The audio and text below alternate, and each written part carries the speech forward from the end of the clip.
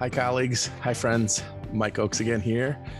Read Write Mike at the Read Write Mike podcast. And today I'm going to share more about the vocabulary curriculum, where right now I'm just sharing things, news, information, stories, background, tips, advice on the vocabulary curriculum, which will be launched in just about 2 weeks. I think 2 weeks. I'm recording this on July 11th. And so we're going to get together on July 25th and talk about it, share it, and launch the first units.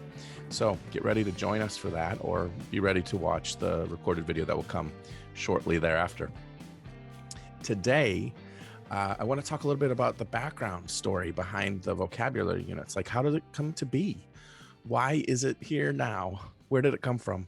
You know, that's the story. I know I had intended to talk about the very first, the example, not example games and how to introduce words, but I'm realizing each week as I think about what should I do next, I keep backing up. So last week I backed up and talked about the overview, and this week I'm going to back up even further and talk about the inception of this idea. So, I mean, it kind of goes back to my teaching career a little bit in some ways, in that I didn't do much with vocabulary as a teacher, other than three of the major components of vocabulary, which I wore a love of reading on my sleeve. And every time we came to a cool word, I'd always, share it with kids and read aloud. I taught kids, word solving strategies, particular context clues. And I supported kids in their wide reading across many genres and their independent reading. So I was doing a lot to support vocabulary, but I wasn't doing the missing element to vocabulary, which also helps support it. And it's probably the thing that most people think vocabulary is anyway, which is teaching and learning individual words. So I wasn't doing that.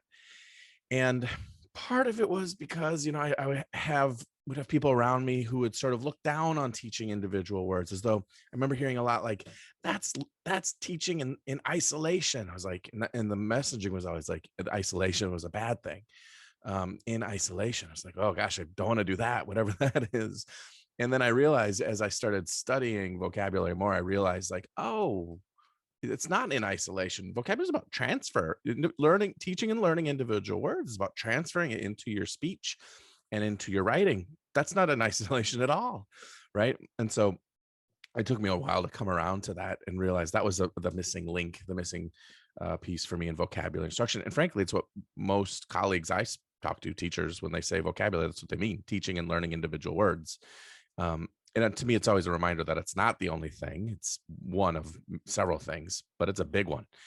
And so, not having done a ton with vocabulary, with regard, I should say, specifically individual word learning, I started staff developing. And, as a new staff developer, there's a whole bunch that you don't know in a job you're new at.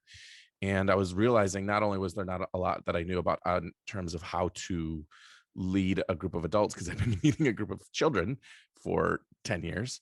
I was realizing that my content also wasn't as robust or as deep as I knew. So I'd get questions, and I try to be a humble person. I try, right?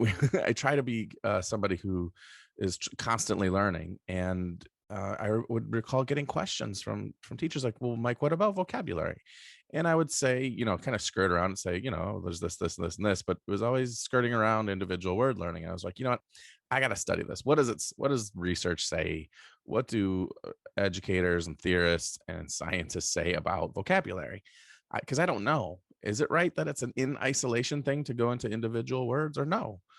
So I started reading it and reading up on it, and feeling a confirmation that a lot of the things I was doing was supporting vocabulary acquisition, but then realizing, I was missing this piece of teaching and learning individual words, and it was part of it.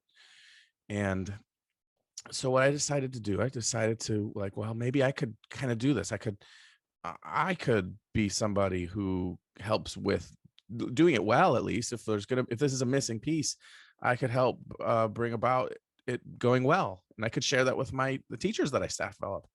So what I decided to do was I decided to read all of the read alouds trade books that go with the units of study in grades 3, 4, 5, and also to read high stakes tests from around the country, but particularly New York State. And what I did was I started selecting vocabulary words. My framework for selecting the words was this: I was leaning more into tier 2 words or academic vocabulary, which I would say are kind of like tier 2.5, so to speak.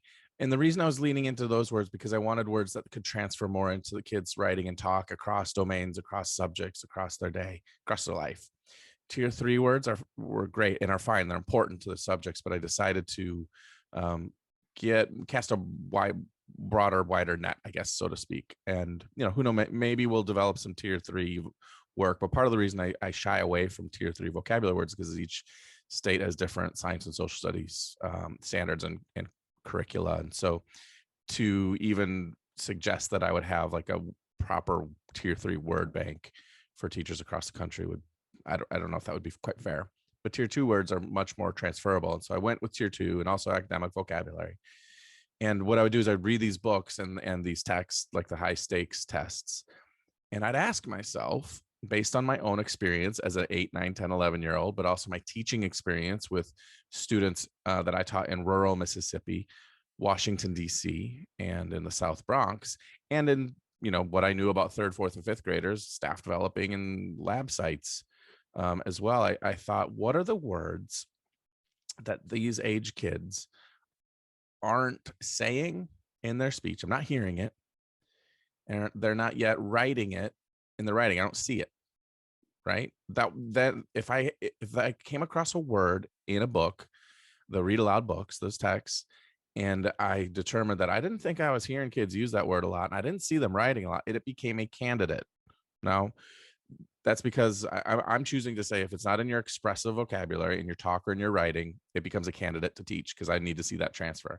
So it may be the case that you don't know it as deeply in order to transfer it as well. And so you'll notice that some of my words kids may know they may know it if you say it, they may kind of understand what you mean, and they may know it if you read it to them or they come into their reading. And so you'll find some of the words kids feel like they know them, and they might know them at a shallow level, but they don't yet know them at a deep level. And that's the point of individual learning. Individual word learning is not about your breadth and the number of words that you kind of know at a shallow level. It's about knowing some words deeply, right?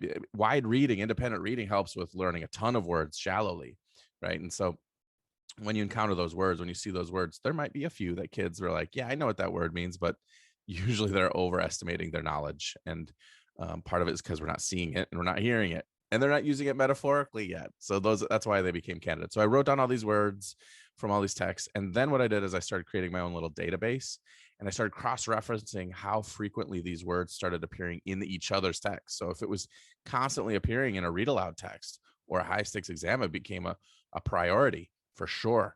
Or if it was a good academic vocabulary word that also appeared in the read alouds, it got its own sort of like, this is a priority word. I also cross-referenced against Michael Graves' 4,000 most frequently occurring words list. Now, that's just the most frequently occurring words. So some of those words aren't great vocabulary words because they're words that kids are already saying and writing. So, but a lot of them aren't words that kids are saying and writing, so they become candidates. So the 4,000 word list is like, it's an essential list. Like kids need to know what they mean. And I would say they need to be able to use those words, not just know them. And so if it was something that was on Michael Graves' 4,000 word list, it also became a candidate, especially maybe even for younger readers like third graders. And I also cross-reference it against the nifty thrifty 50, although that's more about like word study and how words are made and the word parts. I wanted to make sure that if this work was going to continue, maybe I do more work with word solving strategies. I want to make sure that I had a bank of words in the vocabulary curriculum that also had these word parts that appear in the nifty thrifty 50. And then finally, I cross-referenced the words with teachers, with pilots. After I drafted and revised the curriculum, I gave it to teachers and I asked them, how great of a word do you think this was? Is this still a good candidate? And teachers would tell me, we came in and kids kind of knew these words, but they didn't know them very deeply. And so some of the activities were kind of hard for them, even though they said they knew them pretty well, because it's about deep knowledge of a word. And some of the words were like, these are perfect words, these are great words. And so that's another reference against that I checked words against. And even in some units that I'm still drafting right now, what I'll do is I'll have like a batch of words, and I've shared it with teachers and I said, can you help me out? Which do you think are the best of this list? Like I've winnowed it down for us, but what do you think? And so, yes, at the end of the day, I've selected the words myself personally. However, I have also gotten feedback from professional resources, from other colleagues. And so it is sort of an idea that this has been cross-referenced. This has been checked with others. Does that mean it could be improved? Like the selection of words? Of course. Moreover, my hope is that the curriculum not only gives you fish, gives you the words to teach, but teaches you how to fish. Like if you once you get how it goes, you can see how you could select words that you think are great, substitute them in or out of the curriculum, or create your own curriculum. That is sort of like the dilemma of a vocabulary curriculum, where somebody's choosing the words, right? And so if you are choosing to use somebody else's sort of work that they're creating, they've chosen it on behalf of you. Your other option is to choose them yourself, in which case you have more sort of agency and latitude over your curriculum. However, that takes time. And so that's the dilemma that goes. And so my hope is as I've said, that this curriculum, and teachers have told me that this is true, that the curriculum is not only fish, but it also teaches you how to fish. And so once you start seeing the patterns, you can be, oh, I'm going to do this with this word, or I'm going to work with this book, and we're going to do it in this way. So that's essentially the how it came to be. And this has been going on for a while. I think I started doing this, and I started getting curious around 2013, and I think I started working toward it in around 2014. So this has been about 7-8 years of work that I've been doing. And so it's been slow and steady. I mean, I've been busy. My full-time job is staff developer. And outside of that, I was co-authoring units of study, and in reading and writing, and up the ladder. And then, so this has always been like the outside hobby that I've had. So it's really a labor of love. But recently, I think once the sheltering in place started with COVID-19 and everything, I was like, you know what? I've got more time at home now. Maybe I should push this out. And what I did is I just sort of floated out into the public. And once I did that, and people sort of latched onto it, it became more of an impetus to be like, all right, Mike, now it's time to finish it. So this group that you are all part of this work and helping me with this. And also you're pushing me to say, let's get it done. Let's do this. So I appreciate that. And the units now have been revised 3 times over. They can always be better. But the words can always be changed out and improved. But I think I'm pretty proud of where it's at right now. Putting 7-8 years of work into something carefully, deliberately, I think it's paid off. So because when I hear things from teachers, like, this is the best part of our day, this has been the best part of our year, that to me is like a reassurance that yes, the slow and steady rate that you've been going on this work has had a payoff. So I hope you enjoy it. Like I said, for those of you who are less familiar with it and have just recently joined, you should have gotten a welcome message where you got to see a sample of the curriculum. Then again, we're all going to meet on July 25th together at 7 p.m. Eastern, where I'll share more about the curriculum, answer questions, and send you off with it so that you have access to at least the very first units. So it's exciting. Stay tuned for another episode next week. I'm trying to push out 1 episode per week. I think, unless I decide to change my mind somehow, I think I'm going to start going into what do you do when you introduce those words? Like, what are the steps? I've been promising that since episode 1. So it's my hope and intention this will be in episode 4. We're going to talk about what is it when you introduce the words? What are the steps, the whys, and what game can you play right away? Until then, take care, be well, and we'll talk again together soon. Bye-bye.